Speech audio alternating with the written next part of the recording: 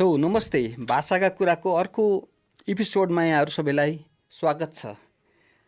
तर यसपटक हामी फेरि एकजना विदेशी पाहुनासँग कुराकानी गर्दैछौँ। त्यसैले यो एपिसोडमा हामी नेपाली भन्दा बढी अङ्ग्रेजी भाषामा हामी छलफल गर्छौँ। So welcome to the episode Bhasaka Kura, Professor Michael Barrie.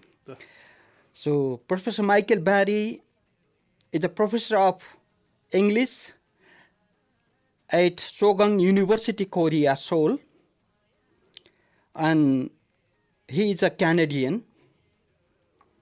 He completed his schooling, undergrads, and up to Ph.D. from the University of Toronto in linguistics, especially on theoretical syntax, based on Chomskian syntax. And right now, Professor Michael is here in Kathmandu only for a couple of days. He arrived yesterday morning at 2 and he's leaving this evening. And this is an opportunity for us to talk with him in the program Bhasaka Kura. So I do not know how to begin. So could I ask you your general introduction about how you became the professor of English, focusing on linguistics from the very beginning? Okay. Thank you very much. I'm very happy to be here. Thank you for inviting me. So I, as you said, my training was in theoretical linguistics, and that's what I have been doing all of my adult life as from my schooling up until now. And after my PhD, I did a couple of postdocs in Canada, again in linguistics departments, working on theoretical linguistics, mostly syntax, a bit of semantics, a bit of phonology. And then I was fortunate enough to get a permanent position at Sogang University, as you mentioned, in South Korea, in Seoul. And that was about 15 years ago.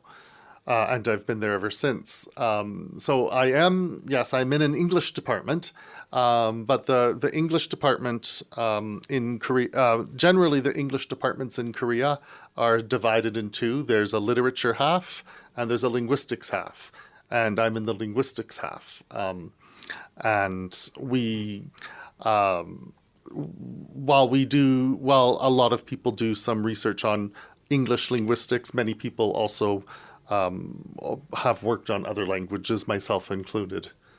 So that's sort of how I came to be where I am now.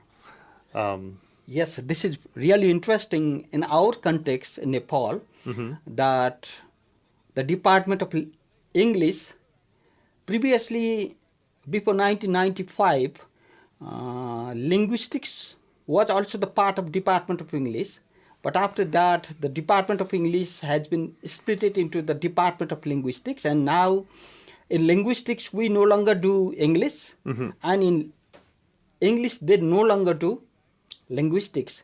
But outside, everywhere else, I could see that the people are collaborating each other, working together. Even in the US, I have seen that many people were connected with the Department of Anthropology and doing linguistics. Yes. Like that. This is very interesting. So, how many languages do you know you have worked on? So I've worked on a large number of languages. When I was doing my PhD, that's when I started working on Aboriginal languages of Canada. And I'd been doing that for a very long time, up until about COVID. I had continued to work on different Aboriginal languages of Canada. There are about 53 Indigenous languages in Canada, and I've worked on a small number of them within just two families. Mostly with, in two different locations. One actually group of Indigenous people close to my hometown, and another group of Indigenous people in a very far distant part of the country. And then I've also worked on different Romance languages. For my master's degree, I worked on Portuguese for a while. And I'm still interested in Romance languages, Portuguese, Italian, French, Spanish. Ever since moving to Asia, I've also been working on different languages here. Some Korean, of course, living in Korea. And I've worked on a couple of different Korean dialects with graduate students who great. speak different dialects. I've also worked on Mongolian, Tagalog, Uzbek, Indonesian, and of course Tamang and Nepali.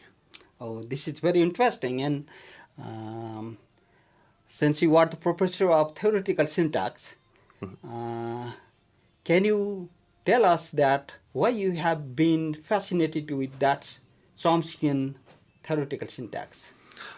Well, a couple of reasons. It gives us so one of the interesting things about the Chomskyan or formal linguistics and generative linguistics in general, so we're interested in different grammar and the different ways that people say things in different languages around the world, but we're also interested in the things that you can't say.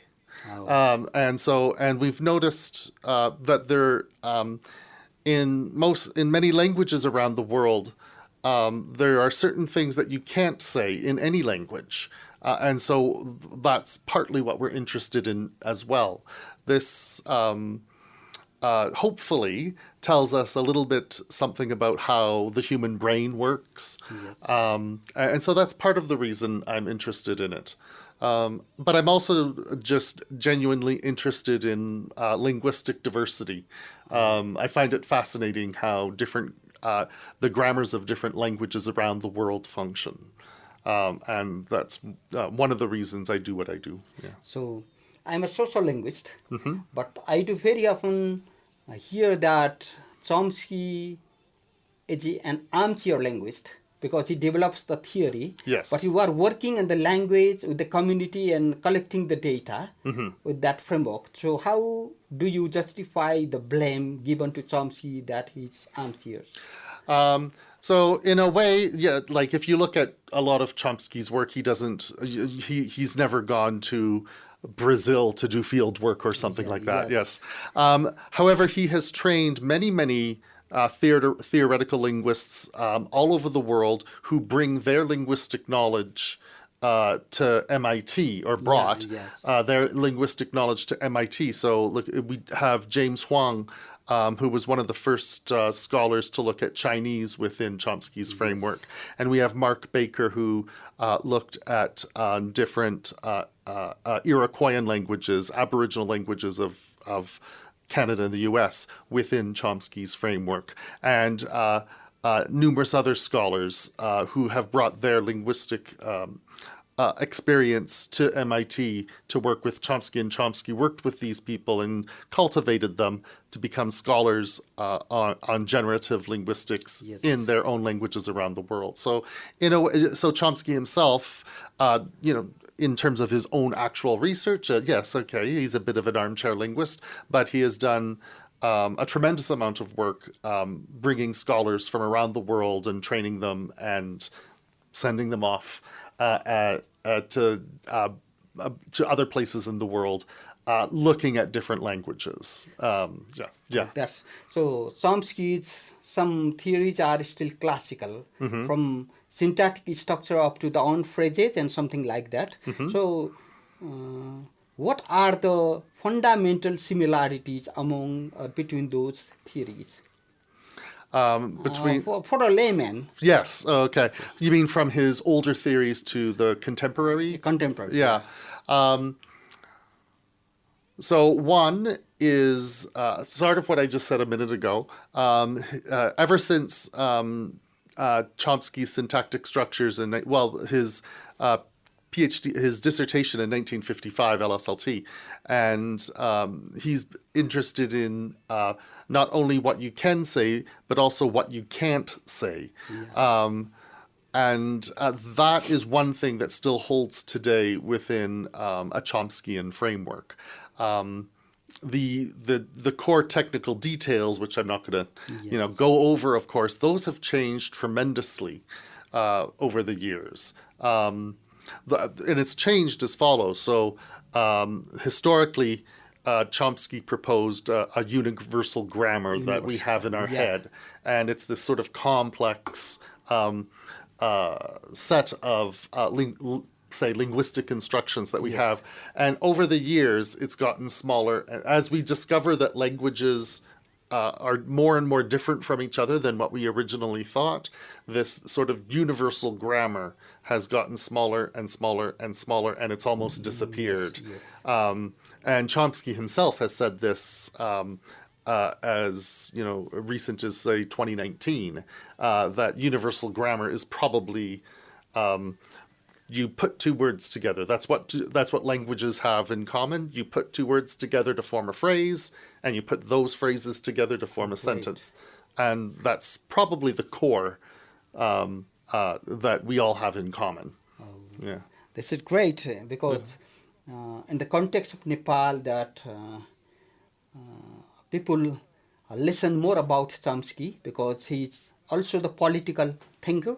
Yes. And he talks more about politics rather than linguistics. Yes. And our many friends, especially the friends from India, especially like Tanmay Bhattacharya, Jayasilan, Professor Jayasilan and others.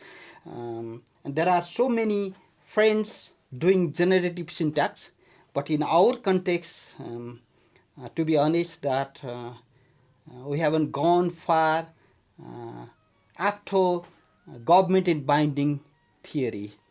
The later development, we haven't gone through it. Right. That's right. Yes. And the government and binding theory, that was sort of the largest sort of collection of technical machinery that had been proposed to try to account for universals of human language. And it was being slowly chipped away to something smaller. The idea being is that if this is truly something that we have in our heads as human beings, it had to have been something that evolved and is something that is genetically encoded.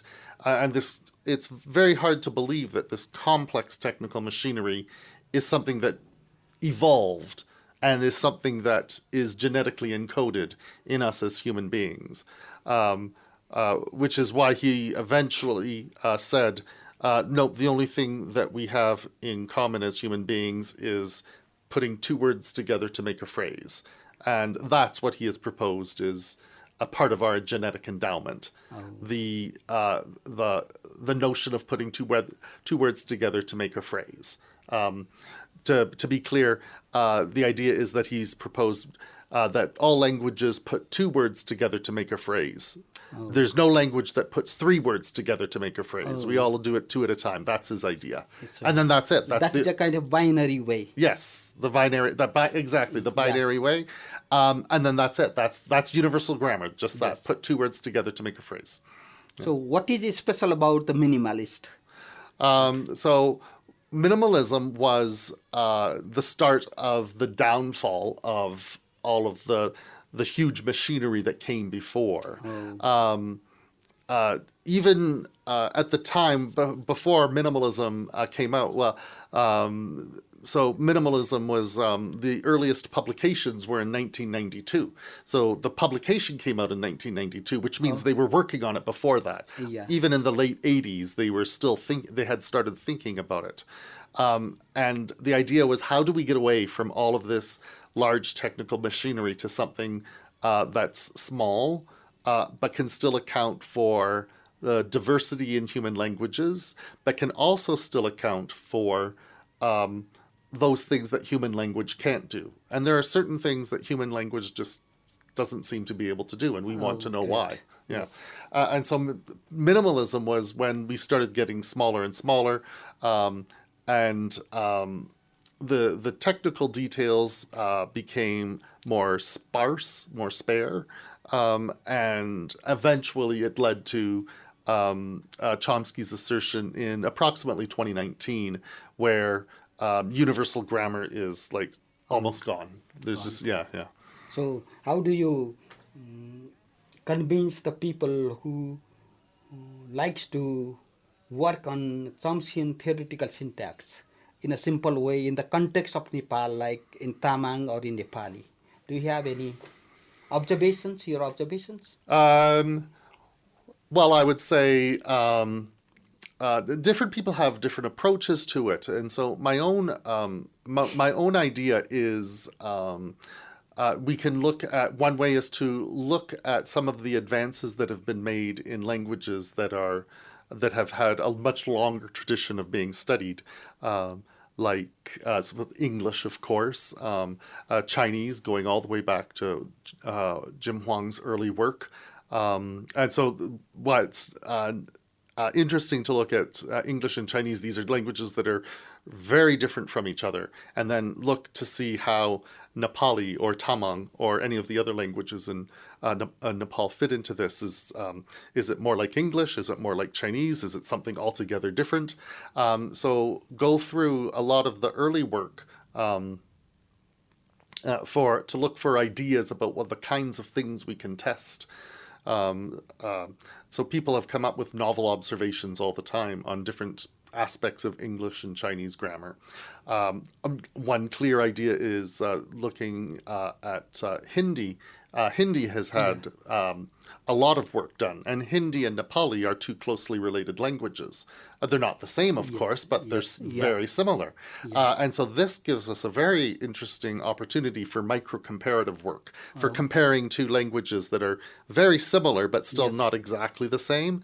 And so look at some of the work that's been done on Hindi, see how it works in Nepali, and see what sort of things are the same, what things are different. This will, one, add to the description of human languages. One thing that's, so to step away from Chomskian linguistics, one of the things that I think is also necessary is good description.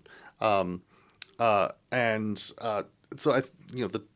the descriptive approach, which probably embodies a lot of linguistic approaches, not just Chomskian, but other schools of linguistics as well. Plus, the Chomskian generative approach is that they build off of each other. So the generative linguists, the Chomskian linguists, it's hard to propose theories of language if you don't have a good description of the language. And one of the ways that you can get ideas for aspects of the language to describe that you haven't seen yet is to look at some of the theoretical work where they've gone down different routes that you might not think to look at. So one of the theories is the straightforward is, like in English, for example, if I could say something like a big, brown, fluffy pillow. And the adjectives big, brown, and fluffy sort of have to be in that order. If I say a brown, big, fluffy pillow or a fluffy, brown, big, then it sounds a little weird. So that might be a descriptive aspect that maybe somebody who works on Tamang, oh, gee, I never thought about looking at adjective order. And you can get that idea by looking at the theoretical literature. So I think the two approaches are complementary and can help each other, and we can build off of each other. So one interesting thing is that since Hindi and Nepali are the language belonging to the same language family Indo-Aryan, yes, but Tamang belongs to Tibeto-Burman. That's right, yes. So according to the Chomskian syntax, are there any fundamental differences according to the language belonging to the different language families, or universal grammar considered the same thing? So historically, within Chomskian linguistics, we had what was called a macro-comparative approach. Different unrelated languages differ from each other in very large ways. So English and Chinese are completely unrelated, and they differ each other in major ways. And there are what we call parameters that help us talk about these differences. And historically, of course, a language like Tamang, a Tibeto-Burman language, which is actually it's very distantly related to Chinese because it goes way back to the Sino-Tibetan family, versus Nepali, which is an Indo-Aryan language, which is an Indo-European language. So these are like English. Yeah. So English and Chinese are like Nepali and Tamang, Yeah. in a way. And then so what we would expect under the traditional Chomskian approach is that Tamang would behave more like Chinese and Nepali would behave more like English. But what we see is that they behave similarly in many ways. Yeah. So one of Chomsky's original methodological approaches to studying language is one which is highly idealized and one which Chomsky himself probably knew that this is an extreme idealization, not one that works in real life. But what he originally proposed was that you should work with a speaker who has lived in one location all their life, is monolingual, and has never had any contact with outside society. But even that's just not life. That's not how the world works. So yes, I mean, I suppose we go back in time 1,000 years before the Tamang people ever met the Indo-Aryan people. Yes. And there were probably bigger differences between the languages. Yes. But now we have what they're called in linguistics, they're called aerial effects. Aerial effect, contact effect. Yes, exactly. And so languages in contact end up having things in common with each other. Yeah. That's okay. Now let's come to Tamang. So how long have you been working On Tamang? on Tamang? About 5 years now. I started working on Tamang 5 years ago with a speaker of Tamang at my own university in Korea, at Sogang University.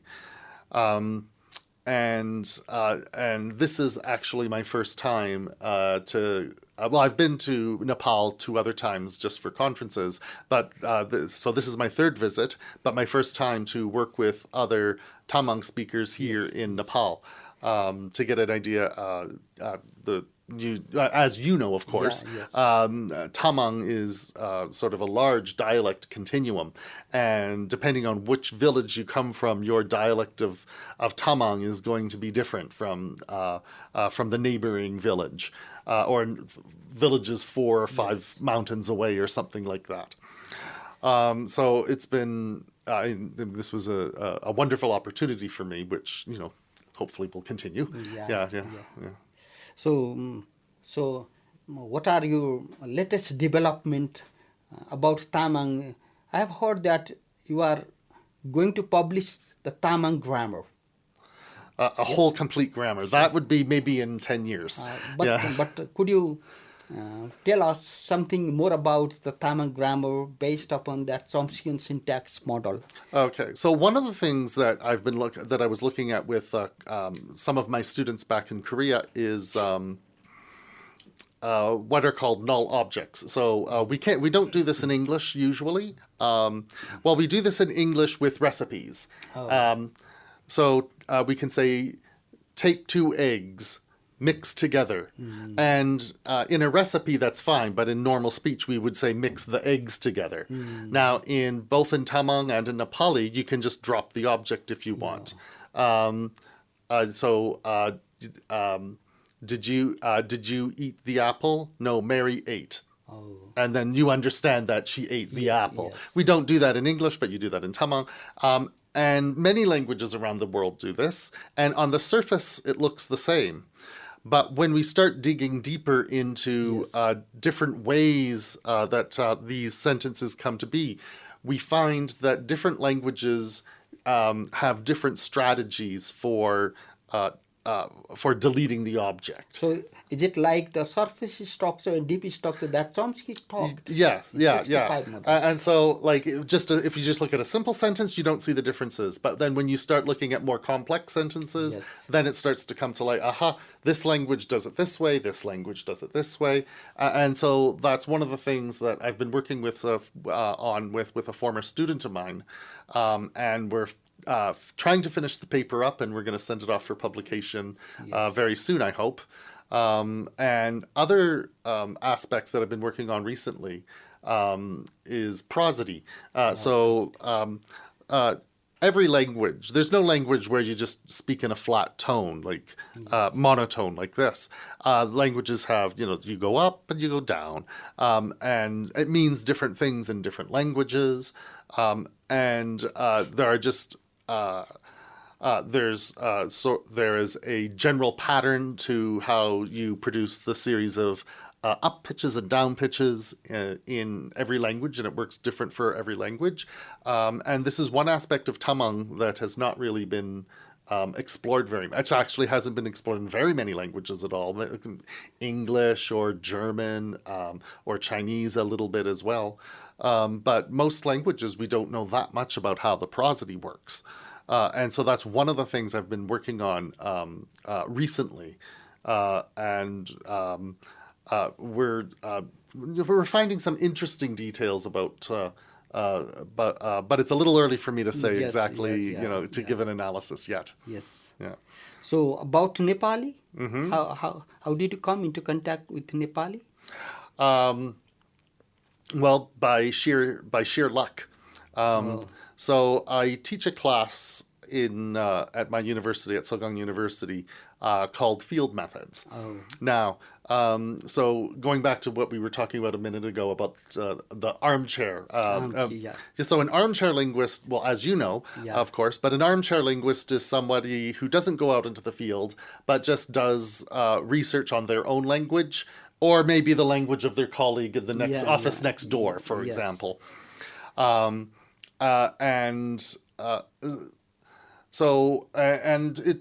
There are techniques, useful techniques for working on our own language, or language with other, if I'm working with another linguist, another theoretical linguist who speaks Korean, for example. We have different ways of talking to each other, and of, collecting our data. But if you want to work on a language like Tamang, or any of the other, there's just over 100 different languages spoken in Nepal. And if you want to work on any of these languages, then you have to work with speakers of the language who are not necessarily trained linguists. And I can't ask a technical question, how does split ergativity or something like that work in...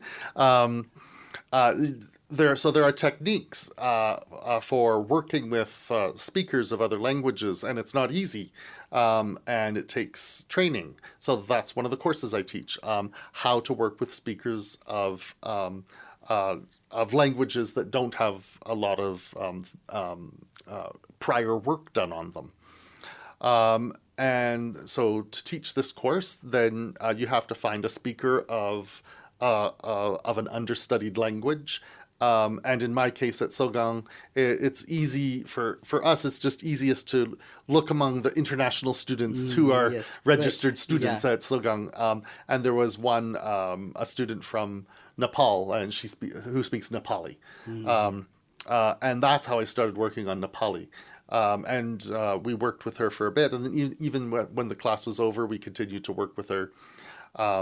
And then that's how I started working on Nepali, and I came to Kathmandu a number of years, shortly before COVID, actually, to give a talk at a conference here on Nepali, because I think I will get very good feedback from the professors here in Nepal on the work that I've done on Nepali, and it was very helpful to me. It was very beneficial. Yes. I think you were in Linguistics Society of Nepal conference. That's right. At that time. Yeah. So what are your future plans? Definitely to continue working on Tamang, and hopefully on Nepali as well. I think I want to establish, more contacts here in Nepal, and to continue to do field work in Nepal on Nepali and on Tamang. And if things go well, and if I have enough graduate students to come work with me, then I'm always open, of course, to looking at other languages of Nepal. So can you tell us that some Nepalese students wants to do linguistics from your university, from you too?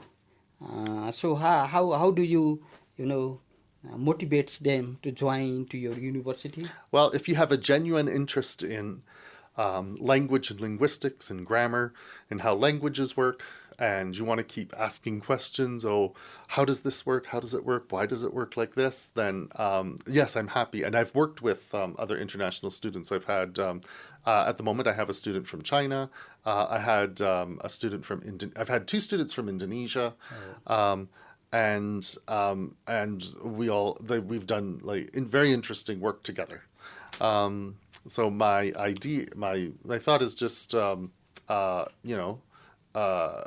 look at what your genuine interests are. No matter what you do in life, Yes. you should be interested in it. Yes. Yes. If you don't really love what you're doing, it's very difficult Yes, to of go to course, graduate school. Yeah. Of course, doing linguistics, it's not easy. It's doing other things too, because it is a purely theoretical science, what I believe myself. That's why there should be a kind of very strong commitment to Yes. do linguistics. Right. And in fact, I'm not sure how it works in Nepal. So do students take elective courses from other departments, or do you only take courses in your own department? Yes, they sometimes take elective course. Yes. So the students who have taken linguistics as an elective, who tend to do the best, are students from the mathematics department. Oh, Yeah. that is more plausible and more convincing. Yeah, they have a lot of logical training, Yes. and so and they enjoy the theoretical aspect of language. So even if you're just doing descriptive linguistics, you have to sort of keep in mind about how all the different bits of language work. And if you have sort of a mathematically oriented mind, then it's of course. So this is very Mm-hmm. good and good opportunity for us, to our listeners, talking about linguistics, talking about Chomsky, and about Tamang and Nepali as well. Yes. So thank you very much for giving your time to our studio, especially Bhasakakura. Yeah, thank you very much. Yeah. And we hope to meet you again, and we wish you a very happy and pleasant journey back to Korea this evening you are leaving. Yes. Thank you very much. Okay, thank you. Thank you.